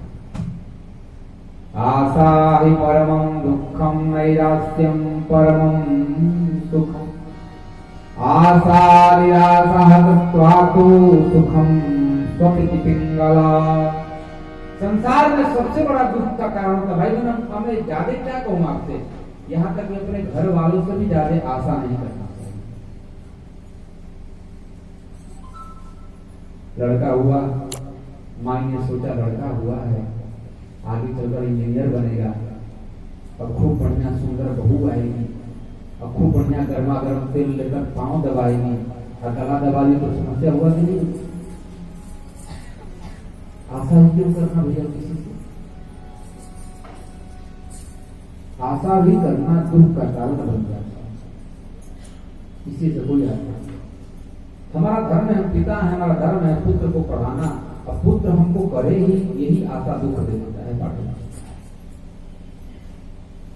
आप अनुभव कभी कि आपको वृद्ध ज्ञानी है, अनुभव जरूर किए होंगे जीवन में, बहुत से मित्र मिले होंगे आपके, बहुत समाज के लोग मिले होंगे। कभी कभी आशा पूर्ण न होने पर बड़ा कष्ट होता है अंदर। अरे हमको इनसे आशा किए थे, हुआ नहीं, तो कहा कि आशा ही नहीं करना चाहिए, परोपकार करके भी भूल जाना चाहिए। आशा ही बड़ा दुख का कारण बनता है।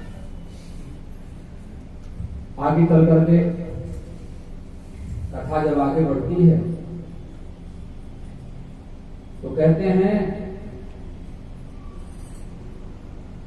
ये भागवत कथा बड़ी पवित्र है। लिखा गया है महाराज, हमारे सुखदेव जी महाराज परीक्षित जी महाराज से पूछते हैं, प्रश्न पूछते हैं, परीक्षित तुमने कथा श्रवण किया और कुछ तुम्हारे मन में सुनने की कामना है? तो परीक्षित जी महाराज बड़ा सुंदर उत्तर देते हैं, कहते हैं महाराज अत्रानुवर्णते विष्णुं विश्वात्मा भगवान हरिः यस्य प्रसादयो ब्रह्मा रुद्रः क्रोध समुद्भवः एतत्ते कथितं तात यथात्मा पृष्टवान् नृप हरे विश्वात्मनश्चेष्टाम् किं भूयः श्रोतुमिच्छसि। क्या सुनना चाहते हो तुम? तो राजा ने परीक्षित जी महाराज ने कहा सिद्धोऽस्मि गृहीतोऽस्मि भवता करुणात्मना श्रावितो यज्ञने साक्षादनादि निधनो हरि। महाराज मैं सिद्ध हो गया और मैं कथा सुनकर पवित्र हो गया। कथा का जो सार है कीर्तन, उसको दो बार हम लोग गान करके इस कथा में प्रवेश करते हैं। महाराज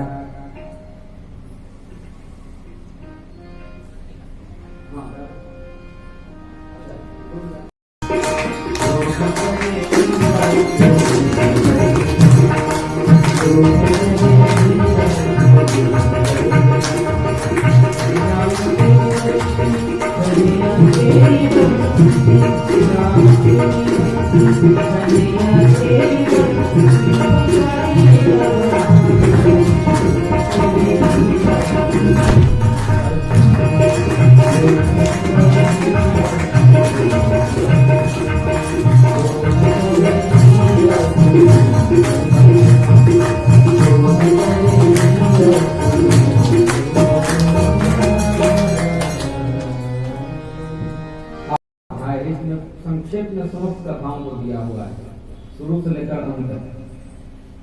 आज इसको श्रवण करने मात्र से व्यक्ति को साप्ताहिक कथा सुनने का पुण्य प्राप्त हो जाता है। इसको थोड़ा स्पर्श कर लेते हैं, क्योंकि अब इसके बाद कथा को विश्राम ही देना है। सूत जी महाराज कहते हैं नमो धर्माय महते नमः कृष्णाय वेदसे ब्राह्मणेभ्यो नमस्कृत्य धर्मान् वक्षे सनातनान् अत्र संकीर्तितः साक्षात् सर्वपापहरो हरिः नारायणो ऋषिकेशो भगवान शाश्वतां पतिः। आज मैं यहाँ पर भगवान के जो शाश्वतां भक्तानां पति, भक्तों के जो पति हैं, उनके नाम संकीर्तन करूंगा। आया है मनु महाराज की 3 पुत्रियां हुई और शत्रुपा जी से उनकी पत्नियों का एक पुत्री का विवाह कर्दम के साथ हुआ। उन्हीं के माध्यम से भगवान कपिल का अवतार हुआ। 9 ब्रह्म का उत्पत्ति हुई, दक्ष का यज्ञ विनाशन हुआ शिव जी के माध्यम से, ध्रुव जी का संवाद हुआ है, प्रिय व्रत का भी वंशावली श्रवण करने को मिला है, जिसके वंश में भगवान ऋषभ देव का अवतार हुआ है। और द्वीप वर्ष समुद्राणाम, द्वीप का वर्ष का समुद्र इत्यादि का वर्णन आया है। आगे चलकर त्वाष्टस्य जन्म निधनम पुत्रयोश्च द्विजाः, वृत्तासुर का जन्म हुआ है। समाहित हो रहा था तो भगवान का कूर्मा कच्छपा अवतार भी हुआ है। इलोपाख्यान मात्रोक्तम तारोपाख्यानमेव च सूर्यवंशानुकथनम साज्ञान निरादयः। और आगे चलकर भगवान राम का जन्म हुआ है। रामस्य कौशलेन्द्रस्य चरितम क्लेशापम। राम का चरित्र ऐसा है जिसको श्रवण करने से समस्त अनेक प्रकार के जो क्लेश हैं, पाप हैं, वो क्या हो जाते हैं? दूर हो जाते हैं। रामस्य भगवान ने, राम जी ने रावण का वध किया, अनेक प्रकार की लीलाओं को किया। और आगे चल करके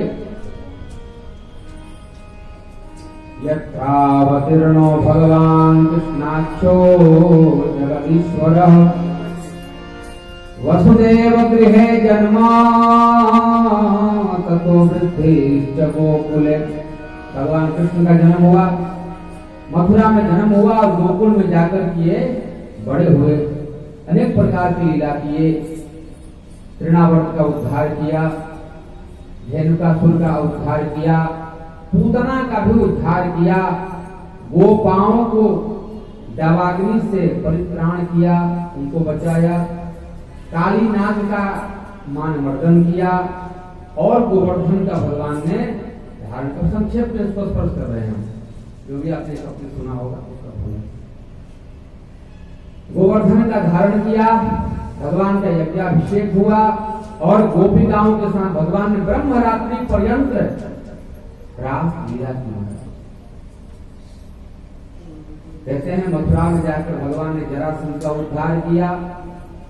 बड़ा सुंदर जो है आगे सूत जी महाराज कहते हैं, बड़ा अद्भुत श्लोक है महाराज। यम ब्रह्मा वर्णेन्द्र रुद्रमरुतः स्तुवं वन्दे दिग्गहिस्तवैः वेदैः साङ्गपदक्रमोपनिषदैः गायन्ति यं सामगाः ध्यानावस्थितद्गतेन मनसा पश्यन्ति यं योगिनो यस्यान्तं न विदुः सुरासुरगणा देवाय तस्मै नमः। बड़ा भाग्य से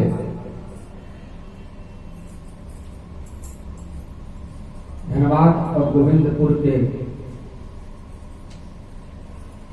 पावन धरा पर हमारे प्रिय पाठक जी परिवार के द्वारा दिव्य कथा का आयोजन किया गया।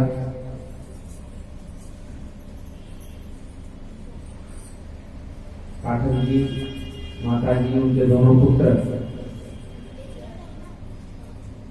आदित्य और अरविंद जी, दोनों बहुएं, उनकी जो बिटियां हैं और जो परिवार के जितने भी आपके मित्र, भाई, बंधु, बहन, सबका जब स्नेह प्राप्त होता है तब जाकर व्यक्ति को ऐसे पुण्य पवित्र कार्य करने का अवसर प्राप्त होता है। और ये भी बड़े भाग्य से संभव होता है कि व्यक्ति को सबसे बड़ा लाभ ये मिलता है कि कथा श्रवण करके पूर्वज भी प्रसन्न हो जाते हैं। हमारे भागवत में आया है, ये जो भागवत कथा को सुन करके जो पूर्वज हमारे हैं, न जाने कितनी पीढ़ियां हमारी बीत गई होंगी, वो सभी एकत्रित होकर कथा सुनते हैं। तो जो दिखाई दे रहे हैं वो तो हैं ही, नहीं दिखाई देने वाले भी तृप्त हो गए कथा सुनकर। ऐसा वर्णन है। और पितरों का आशीर्वाद जब मिलता है तो घर में धन वृद्धि, वंश वृद्धि, आयु वृद्धि ये होती है और अनेक प्रकार के उपद्रव भी शांत हो जाते हैं। ऐसा वर्णन है। भगवान की जब बड़ी कृपा होती है तब भगवान की प्रेरणा से हमारे मन में विचार आता है कि हम लोग भी कथा का आयोजन करें। तो मेरा नंबर तो तीसरा है। माता जी ने 2 कथा सुन लिया है, शायद एक आपके भदोही में हुआ था ना, एक कहाँ पर माता जी? बुधवा में दोनों कथा, एक बनारस में, हाँ यहाँ पे हुआ। भगवान की कृपा ऐसी बरसते रहे कि निरंतर धर्म में मन लगा रहे, क्योंकि धर्म को ही भगवान माना गया है। धर्मो ही भगवान राम है, जो राम है वही धर्म है, जो धर्म है वही राम है। बिना कृपा इनके नहीं होता। और अब इस घर का क्या पूछना महाराज, हमको अनुभव हुआ ही नहीं कि बनारस में है कि घर धनबाद में, क्योंकि हमारी माँ यहाँ बैठी हुई है। तो माता जी का दर्शन मिलता रहा तो वो माता जी तो नहीं बोली, लेकिन इस 3 माता जी का भी स्नेह उनसे कम नहीं था। कल पंडित जी लोगों ने कहा कि केसर डाल के दूध मिलता हो पिए खाती, तो मुझे ये रहा देना कौन है ना पियत रहा दूध महाराज। अद्भुत, किसी को कम कहना बेकार है इस परिवार में, कोई कम नहीं होगी, चाहे इनके दोनों पुत्र हों, आदित्य जी हों, अरविंद जी हों। हमारे से बड़े कम तो बात होती ही है, लेकिन मौन रहकर भी बहुत कुछ बातें हो जाती हैं। बोल देने से प्रेम बिखर जाता है, मौन में जो आनंद मिलता है वो बोलने में नहीं होता है। और कहीं कहीं संतों ने यहाँ तक कहा कि प्रेम मौन होता है, प्रेम साइलेंट होता है, प्रेम में आवाज नहीं होता, प्रेम में शब्द नहीं होता। अब जिस प्रेम में शब्द हो जाए वो स्वार्थ हो जाता है, प्रेम मौन रहता है।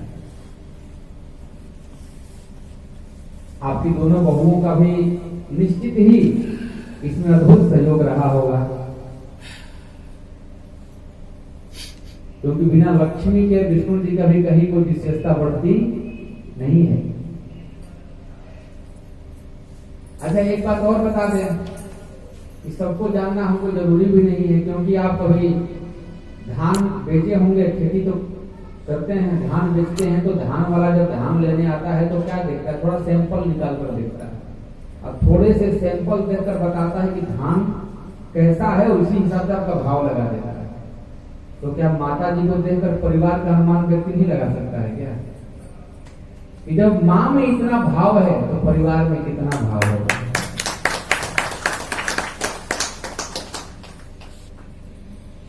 तो ये भी एक अद्भुत बात है। मैं तो यही कहूंगा, भगवान करे ये बार बार परंपरा बन जाए, धर्म का कार्य होते रहे घर में, क्योंकि धनात् धर्मः, धन आए तो उसे धर्म करना चाहिए। अच्छा, आप सब लोग विद्वान हैं, कभी आप कहीं पढ़े हैं कि धर्म करने वाला व्यक्ति गरीब होता है? ये आप पढ़े होंगे, मदिरा पीने वाला, जुआ खेलने वाला, वेश्यागमन करने वाला गरीब हो सकता है, उपद्रव करने वाला, केस करने वाला गरीब हो सकता है। कभी धर्मार्थ करने वाला व्यक्ति गरीब नहीं होता है, अमीर ही होता है। कहीं आप पढ़ो तो भाई मेरा नंबर तो है ही माता जी के पास, पूछ लीजिए, यहाँ पर क्या लिखा, धर्म करने वाले गरीब हो जाते हैं। एक रघु नाम के राजा का वर्णन आया है हमारे पाठक जी। प्रयागराज में सबको अपना दान कर दिए, एक लंगोटा पहनकर भोजन बना रहे थे मिट्टी के पात्र में। एक ब्राह्मण उनके पास गया, बोला महाराज हमको कुछ आपसे दान देने की इच्छा थी, लेकिन जब खुदे आप कंगाल हैं तो आपसे क्या मांगे? रघु ने कहा कि महाराज हमारे दरवाजे पर आकर कोई व्यक्ति निराश नहीं जाता, आपको क्या इच्छा है? बोला 100 मुद्रा चाहिए, 100 सोने की मुद्रा चाहिए, हमारे गुरु जी ने मांगा है। बोले महाराज हमारे घर में रुकिए, प्रातः काल जो चाहेंगे वो मिलेगा। रात्रि में सेनापतियों को बुलाया और कहा कि कुबेर पर चढ़ाई करनी है, कुबेर का खजाना लूट कर लाना है। कुबेर महाराज ने सुना कि महाराज रघु आ रहे हैं, तुरंत कुबेर प्रकट हो गए, बोले महाराज आज्ञा करिए, क्या चाहिए? क्योंकि रघु क्या थे? धर्मात्मा। धर्मात्मा व्यक्ति से मिलने के लिए बड़े बड़े देवता भी तरस जाते हैं। रघु ने कहा कि महाराज हमको धन चाहिए। बोले महाराज कितना चाहिए? पूरे महल को धन से भर दिया महाराज। प्रातः काल हुआ, राजा ने कहा कि ब्राह्मण देवता इतना धन आया है ना, ये सब आपके लिए आया है। ब्राह्मण ने कहा नहीं महाराज, तुमने 100 मांगा तो 100 ही देंगे, ज्यादा नहीं देंगे। ये होता है, धर्म से निरंतर धर्म पथ में लगे रहना चाहिए, कहते हैं महाराज। और मेरे साथ साथ मैं सब पंडित जी लोग से पूछता था तो सब लोग कहते थे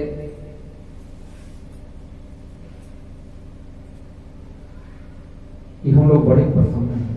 काशी नरेश, माता जी सच्ची घटना आपको बता रहे हैं। काशी नरेश अपने घर में अनुष्ठान करवा रहे थे, खुद चकाचक सब ब्राह्मणों के लिए दूध दही की व्यवस्था किए थे। ब्राह्मण लोग जब भी करते, यज्ञ भी करते और अंतिम में बोलते काशी नरेश की जय। गुप्तचर ने कहा महाराज पंडित जी लोग खाते पीते हैं, पूजा पाठ करते हैं, अंतिम में बोलते हैं जय। तो कहा यही तो हमको चाहिए। जब ब्राह्मण माला जपते हुए, भोजन करते हुए यजमान की जय जयकार कर दे तो ब्रह्मा की लेखनी भी टूट जाती है, उसको जय जयकार लिखना ही पड़ता है। कृपा भगवान की है। और आगे चलकर जो हमने पहले हम लोग का चर्चा हुआ था पाठक जी कि ये भागवत जो है गायत्री मंत्र से संपुटित भी है। तो मंगलाचरण में अंतिम आया था धीमहि, और ये अंतिम श्लोक है। यहां पर भी दिया है तस्मै येन विभासितो यमतुलो ज्ञान प्रदीपः पुरातद्रूपेण च नारदाय मुने कृष्णाय तद्रूपिणा योगीन्द्राय तदान्नाथ भगवद्भ्राताय कारुण्यस्तच्छुद्धं विमलं विशोकमृतं सत्यं परम धीमहि। दोनों माने गायत्री मंत्र से संपुटित है, और हमारा पाठक परिवार तो गायत्री मैया के उपासक आप रहे हैं। ब्राह्मणों का तो प्राण है माता गायत्री महाराज, उससे बड़ा विशेषता क्या है। अंतिम में आया है नाम संकीर्तनम यस्य सर्व पाप प्रणाशनम प्रणामो दुख शमनस्तम नमामि हरिं परम। जिन भगवान का नाम संकीर्तन समस्त पापों का नाश कर देता है, हम ऐसे भगवान को प्रणाम करते हैं। हाँ बिल्कुल, एक भजन है, घर का भाग कब खुलता है, जब भगवान आ जाते हैं तब खुलता है। इसी भजन के साथ ओ मेरी झोपड़ी के भाग आज खुल जाएंगे, राम आएंगे। झोपड़ी के भाग आज खुल जाएंगे, आएंगे। झोपड़ी के भाग आज खुल जाएंगे, राम आएंगे। मेरी झोपड़ी के भाग आज खुल जाएंगे, राम आएंगे। झोपड़ी के भाग आज खुल जाएंगे, राम आएंगे। आएंगे आएंगे राम आएंगे, राम आएंगे आएंगे राम आएंगे। झोपड़ी के भाग आज खुल जाएंगे, राम आएंगे। झोपड़ी के भाग आज खुल जाएंगे, राम आएंगे। आएंगे आएंगे राम आएंगे, राम आएंगे आएंगे राम आएंगे। दीप जला के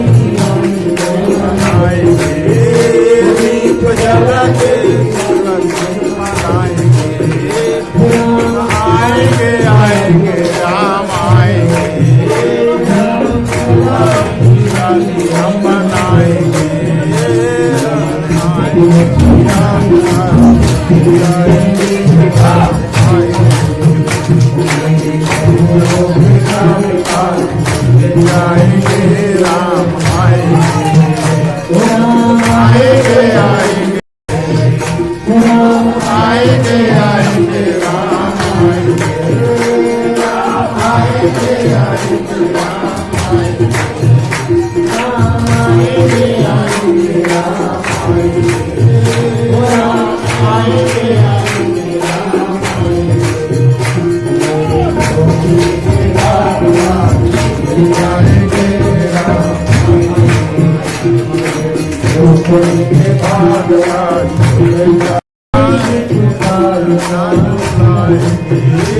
राम झूले में तो भाग ना झुलाए, राम झूले में तो भाग ना झुलाए।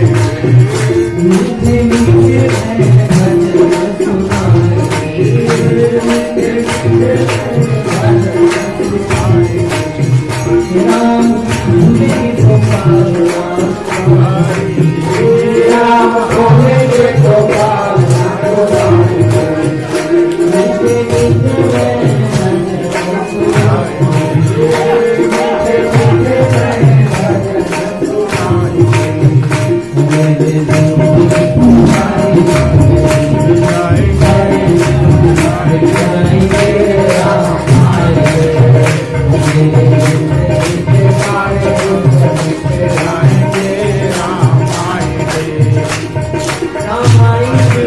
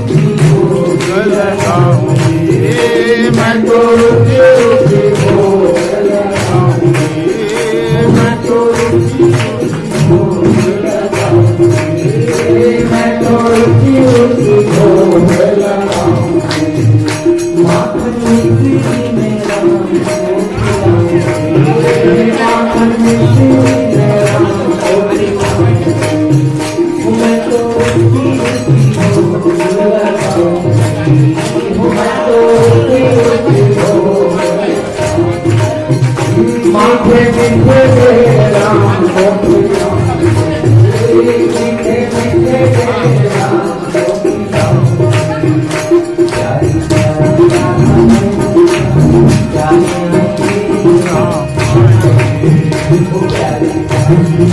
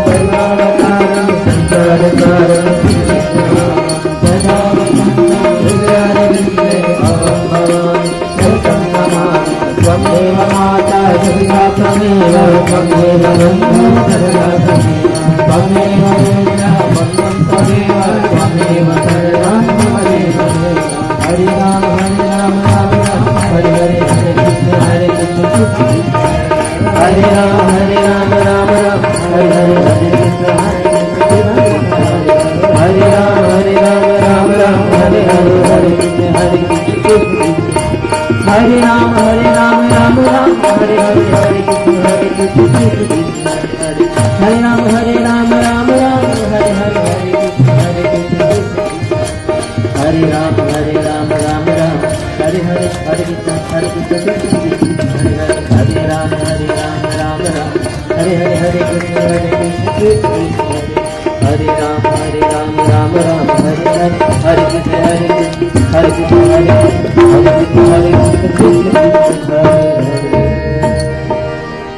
प्रेम से बोलिए भागवत भगवान की, राधे रानी सरकार की जय, बाबा विश्वनाथ की जय, अन्नपूर्णा मैया की, काल भैरव भगवान की, भैरव भगवान की, महामृत्युंजय भगवान की, काल भैरव महाराज की, कामाख्या मैया की, द्वारिकाधीश भगवान की, गंगा मैया की, गौरी केदार भगवान की, द्वारिकाधीश भगवान की, कुष्मांडा मैया की, संकट मोचन हनुमान जी महाराज की, यजमान परिवार की, नगर क्षेत्र की, पार्वती पते हर हर महादेव, भागवत भगवान की जय हो, बाल कृष्ण भगवान की जय हो, धर्म की जय हो, सनातन धर्म की जय हो, अधर्म का नाश हो, धर्म का नाश हो, प्राणियों में सद्भावना हो, प्राणियों में सद्भावना हो, विश्व का जय हो, गौ माता की जय हो, गौ माता की नमः पार्वती पते हर हर महादेव। जन्येन जन्यमय जान्तदेवास्तानि धर्माणि प्रथमान्यासन्नातिहनाकं महिमानः सचन्तजप्रपूर्वे शाद्याः सन्ति देवाः नानासुगन्धिपुष्पाणि यथा कालो भवानि च पुष्पाञ्जलिर्मया दत्ता गृहाण परमेश्वर।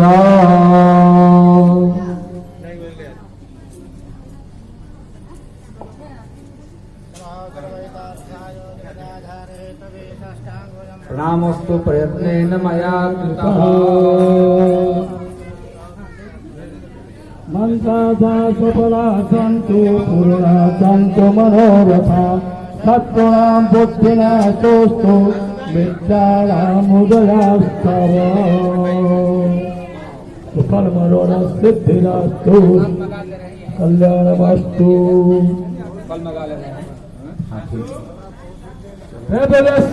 श्री भोलेनाथ की जय, द्वारकाधीश भगवान की जय, नगर का बस्ती धर्म का आठना भर प्राणियों में बारह भर विश्व का गौ माता की